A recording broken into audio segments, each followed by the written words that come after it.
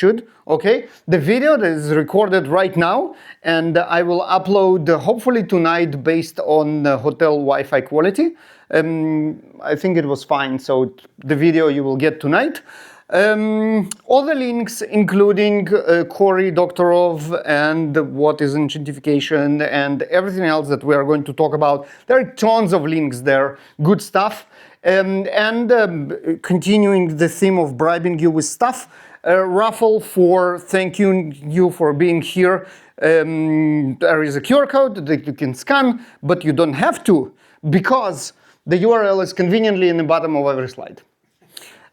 So yeah, whenever you feel you want to go there, just go there. When you talk about this talk on the social networks that we all hate, use the hashtag JFall2025, and I'm at JBaruch on those networks for sure. All right, so everything is really bad. And that's a Venn diagram. That's my favorite Venn diagram of all times. Again, I am 100% sure you can relate. And not only is that bad, it's actually getting worse as we speak. The software degrades in quality every new release. For example, operating system, which job is to save your files, loses your files. And I mean, that's as ridiculous as can get. And Apple, that claims that privacy is their biggest thing, actually does that. I don't know if you remember, that was like, what, 5 years ago? Almost 6 by now. They released an upgrade in which you could see the other person on FaceTime before they accepted your request. Which is kind of not great. And it's even worse because of 2 reasons. First, Apple supposed to be privacy oriented, and second, because they ignored this bug for weeks, refusing even acknowledging it. There was some teenager that discovered, well, their mom actually discovered it, seeing that on their phone, and they tried to alert Apple of this horrific privacy bug, and for weeks they've been ignored. Which is even worse. Well, we know the story about Twitter X. The good, I mean, I don't know if it's a good thing or a bad thing. It actually started degraded well before the whole Elon's thing. When you used it back then, you probably noticed the bug of automatic scrolling. It goes like you see some tweet, you try to read it, and boom, your timeline refreshed, and your tweet is, the tweet that you were reading is gone. It was acknowledged in 2021 by then Twitter support, and they said about, well, we know about it for years, it's going to be fixed, and that's again like 5 years ago. It's still 1 year ago, it's still there, today it's still there.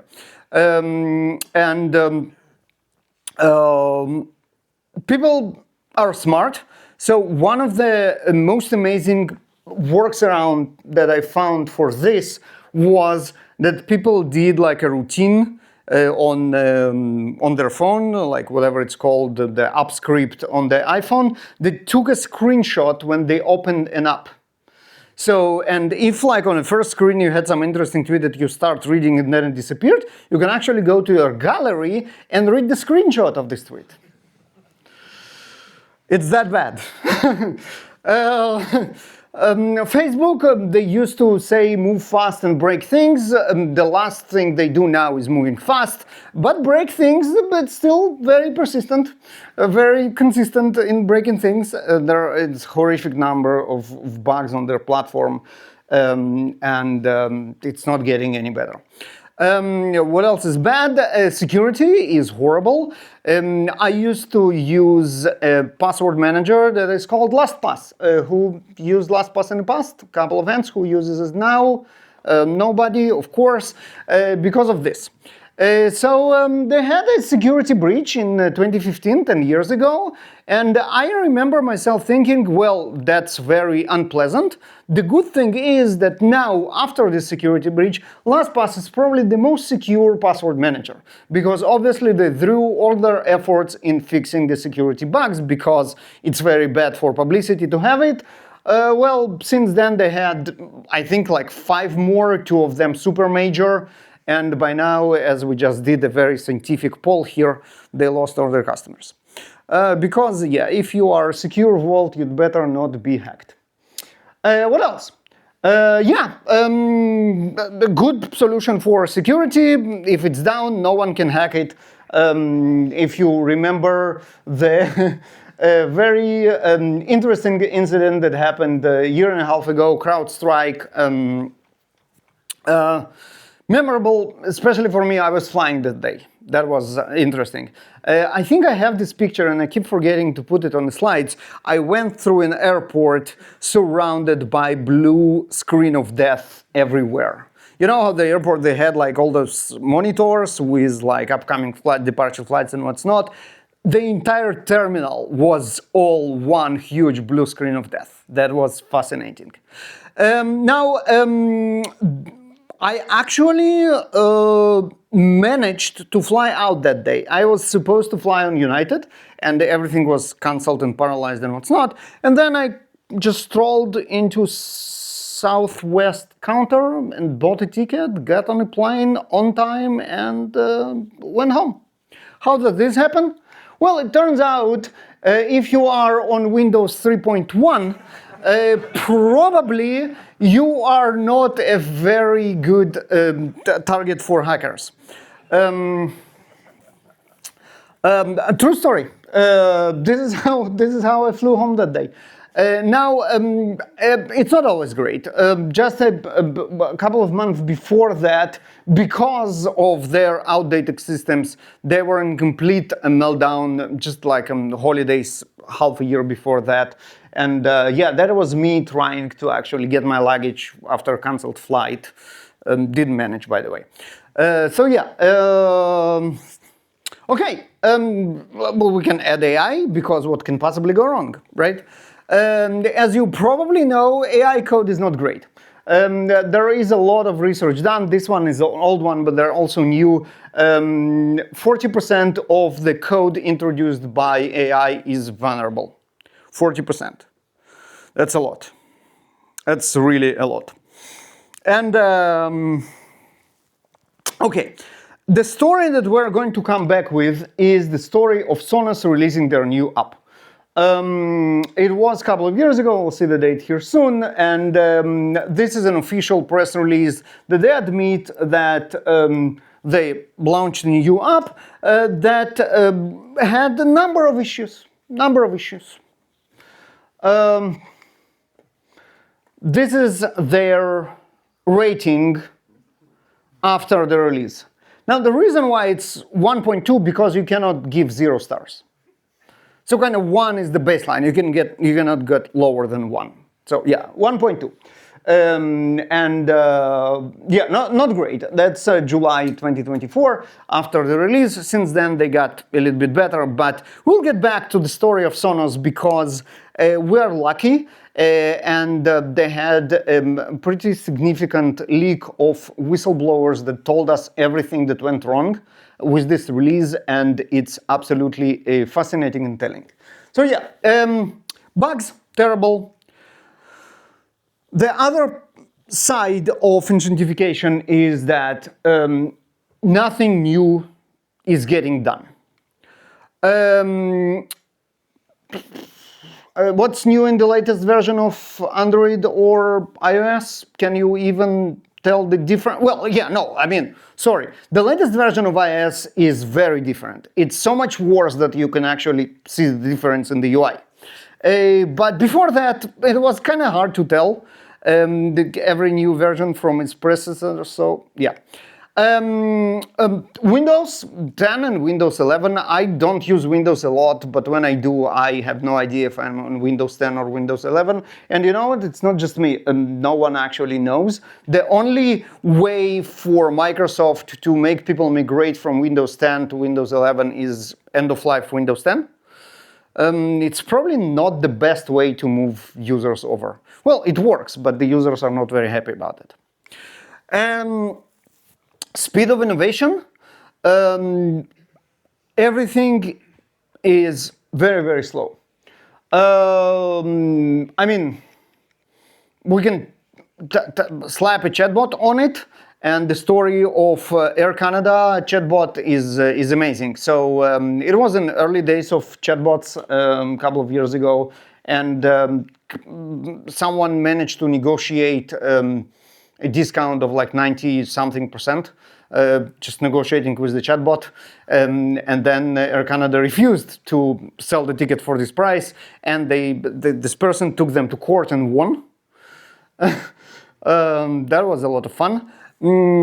But you know what? Even thing like slapping a chatbot takes years. If you remember, Alexa Plus was announced 2 years ago. And it was released like a couple of weeks ago. Coming in the next 2 weeks. It's actually now released. I have it and I tried it. Let me tell you, it's not great. So yeah, even slapping a chatbot is an issue. Apple tried to release a wireless charger starting from 2019, 6 years ago, and then actually canceling it. Sorry. They canceled it in 19 after announced it in 17. So for 2 years they tried to release a wireless charger. And it's Apple. It's kind of one of the companies that we think they know what they are doing. My favorite story about the state of innovation in our day and age is this.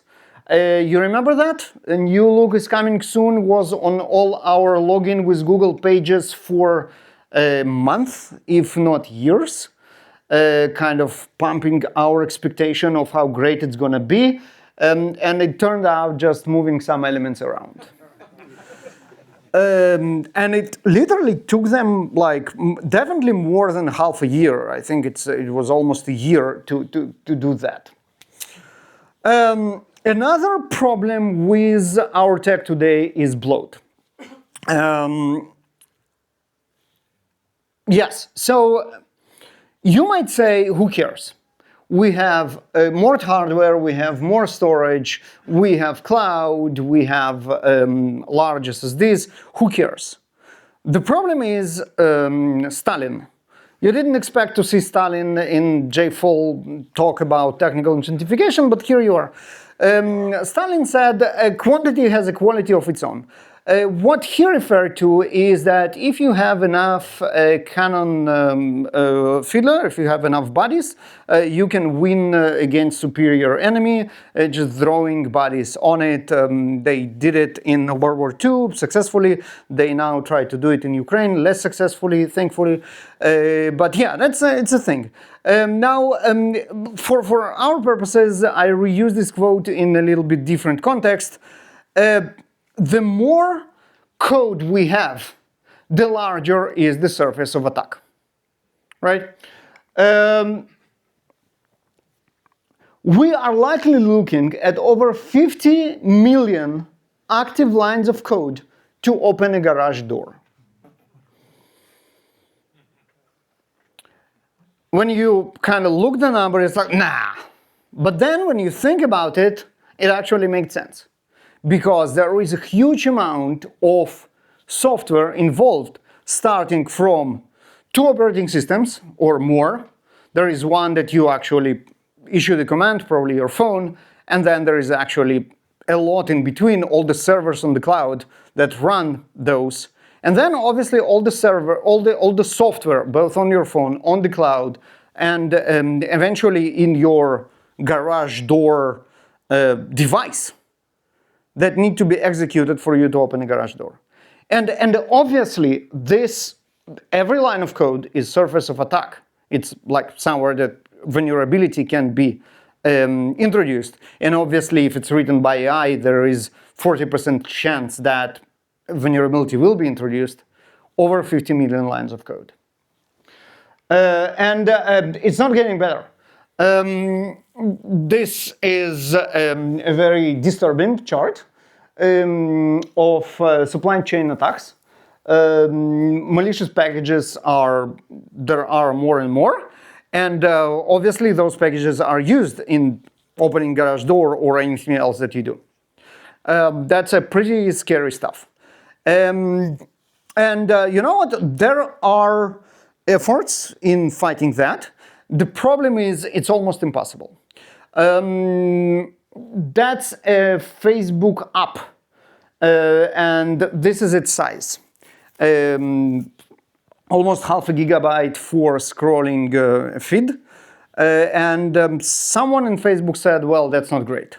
Let's try to reduce it. They tried to reduce it and they failed. So they're like, you know what? We're going to do a different app that will do absolutely the same, but will be lightweight. And it's, what, a tenth of the size, does exactly the same thing, but this monster is still there. Yeah, we cannot talk about bloat in size memory without mentioning Chrome.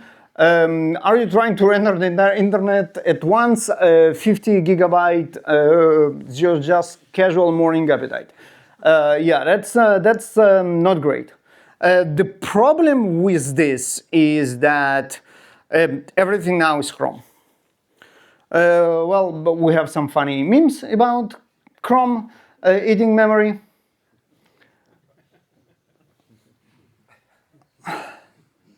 But if Chrome is eating memory, almost every browser on the planet eats memory.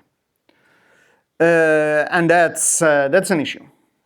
And unfortunately, again, there is no solution. You can try and use Safari and then run away screaming. You can try and use Firefox. There is no solution. Now, the problem is that it's not only browsers. Remember Electron? That's obviously Chromium underneath. So all the apps that are written in Electron do exactly the same thing. And there are a lot, including a couple. Well, Skype is still here, nice. Including a couple that most of us use every day, like Slack or Visual Studio Code or Trello or others. Microsoft Teams, God forbid. Yeah, I mean, all of them are instances of Chrome that are running on your machine on top of the browser that is running on your machine. You can do the math. Now, it's not that it's impossible. It's definitely, wait a second, important stuff. Okay, I'm ready. You good?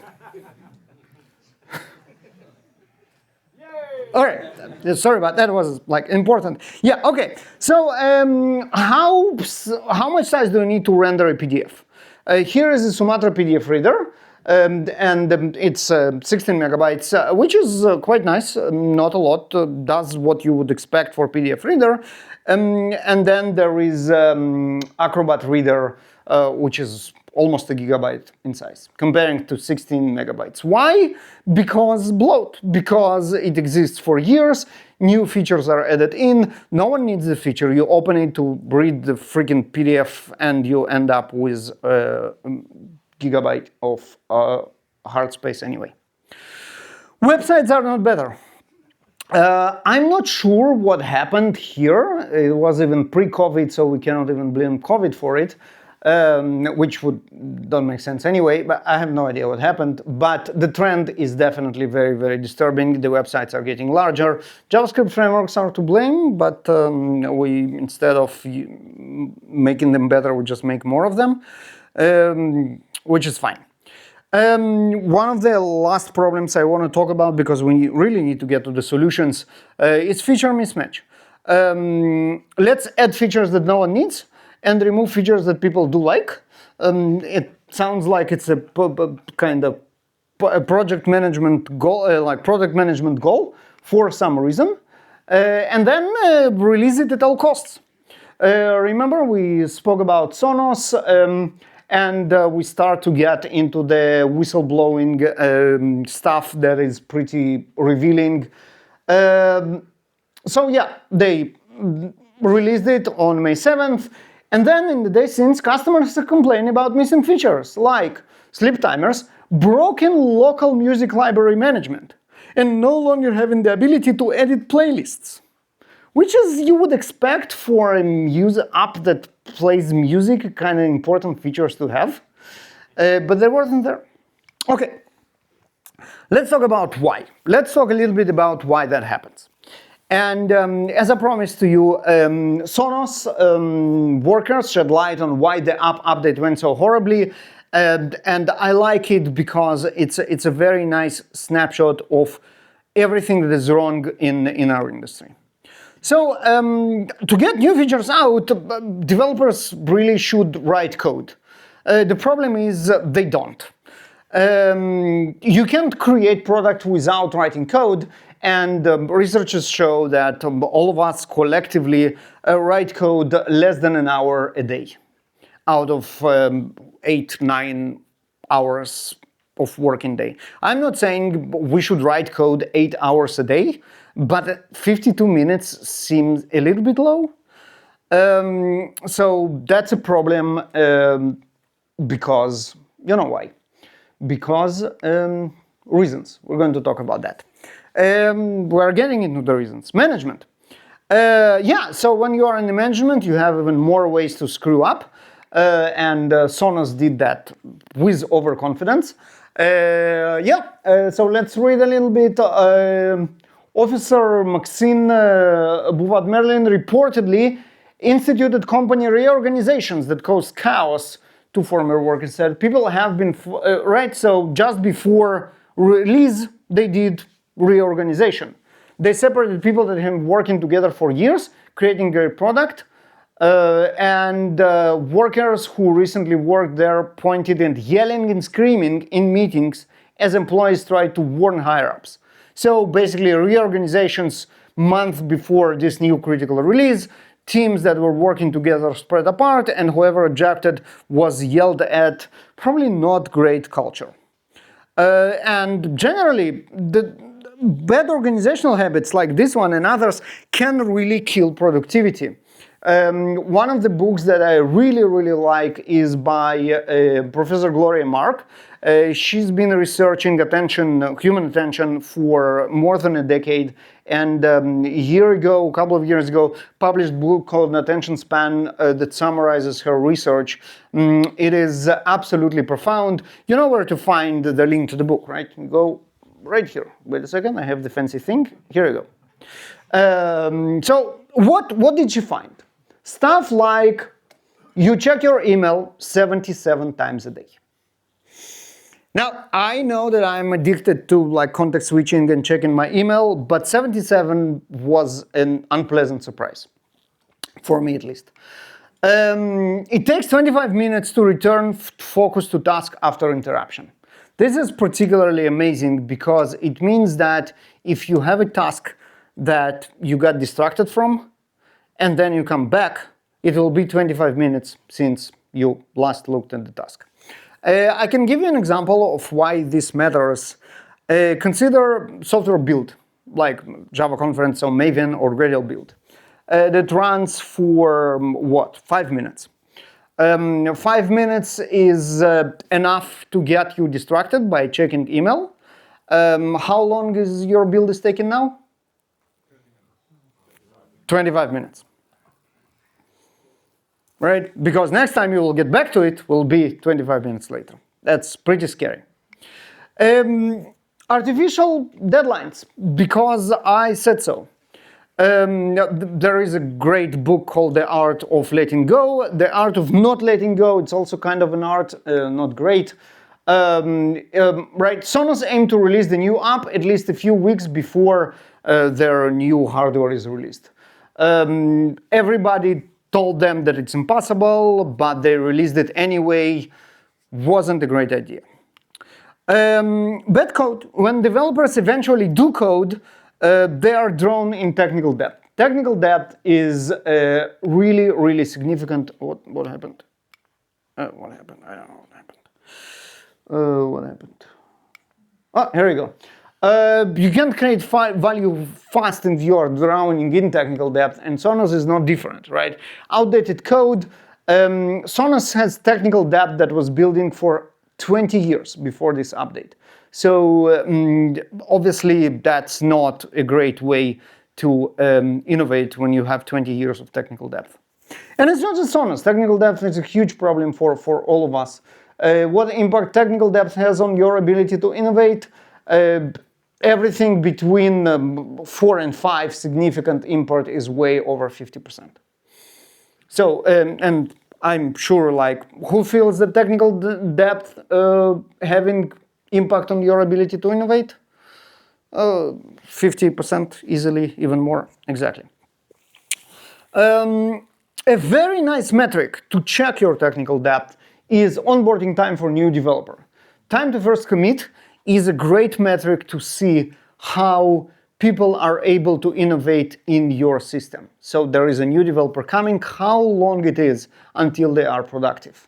It's not only about new developers, it's about you as well. Yes, you know your code better, but still, if you have to fight your code all the way to commit and to innovation, you are held back. Yeah, and obviously, what can go wrong with AI? Let AI generate tons of bad code. What can possibly go wrong? Garbage in, garbage out. A lot of research is done. That's again a couple of years ago, but there is a very new one from August that proves that. So this is analysis of ChatGPT, GitHub Copilot, Amazon Code Whisperer shows that 65, 46, and 31% of the time the code was correct. So on average, 50% of the code that those models generate is garbage. And I bet you know it from your experimentations as well. The funny thing is that with technical depth, it actually invent new ways, new types of technical depth. Again, research, yeah, you see it right here. It invented 4 new types of technical depth by hallucinating code, which is pretty awesome and scary. Yeah, and complexity, more code, especially bad code, makes it impossible to understand technology, to understand code. And I think one of the most profound examples is security. Security is complex as it gets, and it's really hard for us to actually grasp. 7 wrong features. How do product managers know what we want? The answer is they don't. Product management is mostly guesswork. You can see that less than a half of product managers actually using analytics to create or modify products and services. So 55% don't use analytics to create new products and services. What do they use? Guesswork. Well, copying the trend is, let's just do the current thing. More enshittification, another fascinating term, is TikTokification. Basically, all the social networks are now TikTok, because TikTok is kind of hot. And not only social network, those feeds or stories or whatever we call them pop up in applications that have nothing to do with social networks at all. And obviously AI assistants everywhere. Did you know that your WhatsApp has AI assistant built in? I didn't know it. I typed it by mistake and I discovered that allegedly I had some conversations with it. I have no idea what it is, how it got there, and how I got responses. I never saw it, but apparently it's there. AI assistant, very useful. All right, time to fix it. We have plenty of time to cover that. We can fix some of it. We definitely need to have the wisdom to know what we cannot fix, but we need to have the courage to fix what can be fixed. Let's start with productivity. The question is, how do we write more code? How we code more than 52 minutes a day? There are some advices that I can give you, and that goes back to the build example that I mentioned earlier. Fast feedback, faster fixes. Basically, when we know what went wrong in the code that we write, we are able to fix it. That's the entire idea of tests, but also entire idea of compilation. We compile our code, and the compiler catches mistakes in the syntax, so we can fix it before it goes to production. The more tests we do locally and the faster feedback we get, the better quality we can get. Automation, no manual toil. Obviously, if you do the same operation more than once manually, you need to think about how to operate it, and this is how to automate it, and this is where AI can actually help. Small tasks can be very easily and effectively automated by AI. You definitely should do it. Power naps. You should take power naps. No, really, seriously. The only way to actually recharge your mental battery is sleep. When you are tired, you should sleep. And if that happens in the middle of the day, it doesn't matter, you should sleep. There is like an entire, again, research behind it and how to do it effectively and efficiently. Basically, there is something that is called caffeine nap. The idea is that you drink coffee or tea, whatever caffeinated beverage that rocks your boat, and then you go to sleep. The caffeine kicks in 20 minutes and you wake up refreshed, and it really works. And you work from office, you cannot really nap on your desk, you can go to your car and take a nap over there. You cannot really do it on a bicycle though. Yeah, it's uncomfortable. Well, I mean, when it's standing it's comfortable, but also when it's lying on the side it's also uncomfortable. Yeah. Right, okay, and distractions, right? This is probably the biggest reason why we cannot concentrate, because meetings, as you probably know, there are ways around it, none of them perfect. One of the tools that really help, called Reclaim AI, that I really recommend. Unfortunately, they don't pay me for their promotion, although they should, but I do still recommend them because how awesome they are. What they are doing is something that is called, I don't remember the term they use, but the idea is that you can say, I need to eat lunch during the day. But I don't really mind if I eat lunch at 12 or at 2 p.m. because it's pretty much the same. So instead of just putting a slot for lunch at 12 every day and then blocking this period, it won't appear on your calendar on any time until there is only one slot that you can do it during the day. So if you have a meeting now, if your calendar is open, so someone scheduled the meeting at 12, that's fine. They didn't schedule it over your lunch because you still have lunch at 1 and 2, etc. But when everything else is busy and you can only eat half an hour at 1:30, this is where your calendar is going to be blocked. So they still will give you the time that you need for lunch or for coding, for focus, without blocking your calendar and making your calendar unusable for others to the point that they will just start ignoring your block time and just scheduling time over. They do it for any habits, and for us, most importantly, they do it for focus time. And you can set those focus time goals for a week. You can say, I need at least 15 hours of focus time during the week. And they will make an effort to give you the largest blocks possible during this week, while your calendar remains open for other people to schedule meetings with. And this actually works, and it's really cool. Okay, how do we code with AI? So vibe coding is out because how terrible it is. We spoke about it. A new thing called AI-assisted engineering is the next hottest thing. Is it really just renaming of vibe coding? Well, almost, but not really. There are significant fixes of how we now write code with AI. For example, we don't just use programming models, we actually use smarter agents that maintain focus of the models by constantly injecting system prompts and reminding those models of what's important and what they need to remember. We now heavily use tools and MCPs instead of relying on pre-trained knowledge or web searches. And we use something like spec-driven development or intent integrity chain to successfully iterate and make sure that AI does the right thing and remains on track.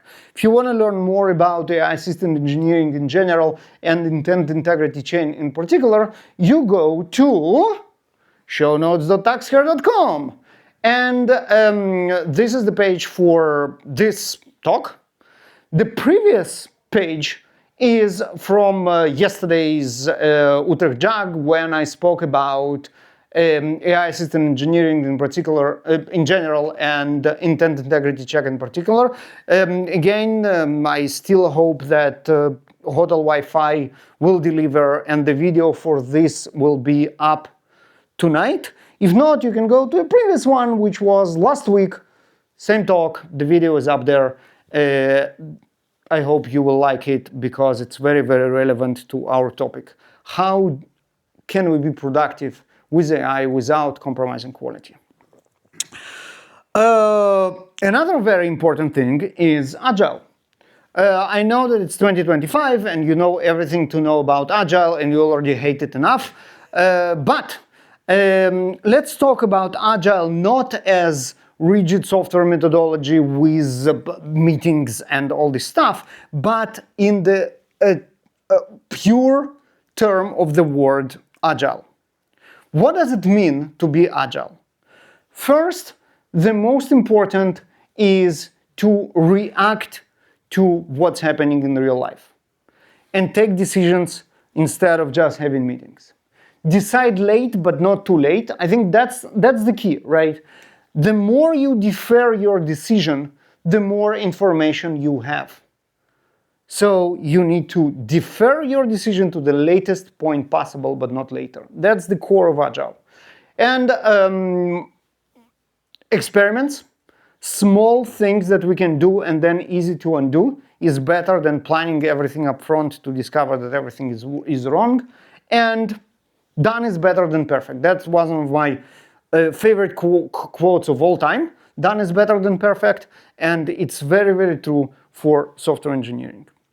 If you want to learn more about Agile in an Agile way and not necessarily in Agile methodology, I really recommend Mark Schwartz and his books, and he writes a lot about this kind of stuff. If you don't have time to read all of them, those two are particularly valuable, The Art of Business Value and The War, Peace and IT. It is about Agile software in the most unexpected environment ever in USCIS, which is the Department for Immigration and what's not of US government, kind of the opposite of Agile, and the revolution that Mark did there when he was their CIO. Me being an immigrant, interacted with UCIS directly, I can tell you that the difference over 10 years is absolutely huge. DevOps. Yeah, I know you know everything you know about DevOps, but yeah, DevOps is still very relevant and very important, and exactly what it is. DevOps teams no, but DevOps yes. DevOps engineers do not exist. And if you take a bunch of DevOps engineers and put them in the DevOps team, you got a DevOps silo, which you don't do DevOps. So you really should do DevOps right. We spoke about automation, still very important tenet of DevOps. If it's painful, you are doing it wrong. If the release is stressful, you don't do them on Friday because you are afraid. Like everybody are running around screaming, you just don't release enough. Start releasing every day, multiple times a day, and then you will have no problem releasing on Friday because it will be just another Tuesday. Feature flags, definitely use that. You test in production anyway, right? Because it's impossible to test in anywhere else with today's software and the amount of data. So end up observation how users fail is the ultimate test that you have. At least minimize the blast radius and make it a little bit less painful. Don't test all the users in one go. Use feature flags. Yeah, okay, write good code. That's a very actionable advice from me, but it is a little bit more actionable than that. Right, so reading code is more important than writing code. Readable code is better than clever code in general, and refactoring is key for battling technical debt. That's one of the things that we spoke about. And I lost focus again. Here we go. And yep, technical depth through refactoring, we make sure that we can actually manage it. Documentation, the docs that are everywhere and no one ever reads, we can actually do better with AI. There are a lot of AI tools, and Naboo is one of them, that brings documentation to the context of where you work. So, for example, based on what code you are writing in your IDE, it can actually bring the relevant documentation to your IDE while you write code. From all the sources, your organizational sources, your Confluence, your Slack, your email, wherever it can find relevant documentation about the code that you write, it will display it right there, and that's pretty cool. Negative thinking is something that is important for our code. And what I mean by that is think about not happy path or not only happy path. It's important, particularly in the context of security, because not covering all the possible scenarios is exactly how you introduce security vulnerabilities. Stuff like error handling, stuff like retries and feedbacks, and stuff like monitoring is absolutely mandatory, and all those are about thinking what can possibly go wrong. And one more advice is knowing what you don't know. This is particularly daunting because there is so much of what we don't know, and one of those examples I already mentioned is security. Right, so I almost didn't have any like terrible AI generated pictures, so here's one. The problem with security that it's enormously complex, and it's your responsibility, but it's not your expertise. And all those three components, complex, you have to do it, and you are not an expert is really daunting. The only way to actually get better or do it right is actually to delegate to people who actually do know that. And you generally need to use the right tools for that. And this is my product pitch here again for tax care. You should definitely delegate it to us. Yeah. So just to summarize, how can you help your business doing better? Talk their talk. So instead of saying we need to release faster, you can say faster time to market. Sound very business oriented, and business people like that. We generate sarcasm as a byproduct of us generating code. It's great for us nerds. It's not so great for business people. They usually don't get it, and when they get it, they get really upset. So if you can ease on the sarcasm when we speak with our product and business counterparts, that would be a good advice. This is something that is very important for us because we are generally very bad in predicting the scope of the work. Yes, this feature, it looks like it will take a couple of hours and then it takes a week. This is normal. We'd better flag it that it takes more than a couple of hours as soon as possible because business people don't like surprises. Yes, we spoke about how meetings suck. You can be proactive and prevent meetings by writing it in emails, Slacks, and what's not. Those just literally preventing the meetings from happening. So just to summarize, everything is terrible, but it really doesn't have to be. It's not just your feeling that everything is terrible, it really is, and that developer productivity and managerial decisions are to blame. You as a developer can help by doing the stuff that I just mentioned. If you already forgot it, you know where to find it. I'm at jbaruch on internets. Talk to me about taxcare. This is jfall2025 official hashtag and shownotes.taxcare.com. You scan this, the slides, the video, all the links, the raffle, and generally tons of love for you for visiting that. We, I think, don't have any time for questions, right? There are like 2 minutes, maybe a couple of questions. Let's do a question or two. Just to give those t-shirts away. Yes? Yeah, in the agile slide you said there's this like done but not perfect. Yes. Isn't that basically the definition of why we have tech debt and enshittification? I love it. I love it. I love it. Yes. So done is better than perfect is the excuse of let's do something sloppy. Well, it's not, right? It's not bad is better than perfect. It's done is better than perfect.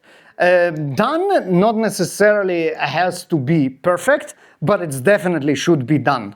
It means that it fulfills the minimal requirements, and if your minimal requirements are this is not shitty, it's still not perfect, but it's already not shitty. But you get a t-shirt. Yes? The 52 minutes of coding, is that also including testing and verifying? And I think that the 52 minutes of coding, including just writing code. And this is where I said no one expects of you to writing code 8 hours a day, right? Because you definitely wait for the builds, for example, that you really should do much less. But you also wait for tests, and you also think about code, which takes tons of time, and you really should do it. But still, after all that, 52 minutes seem a little bit low. Well, a little bit by order of magnitude, probably, but yeah. did I get a free t-shirt? Yeah, you got, yeah, everybody gets a t-shirt. That's the entire idea. Everybody gets a t-shirt. Yes. I'm not run out of stage, so it means that we can keep doing that. Any other questions? Or, you know what? I stand between you and lunch, right? So yeah, lunch, definitely lunch. Thank you very much.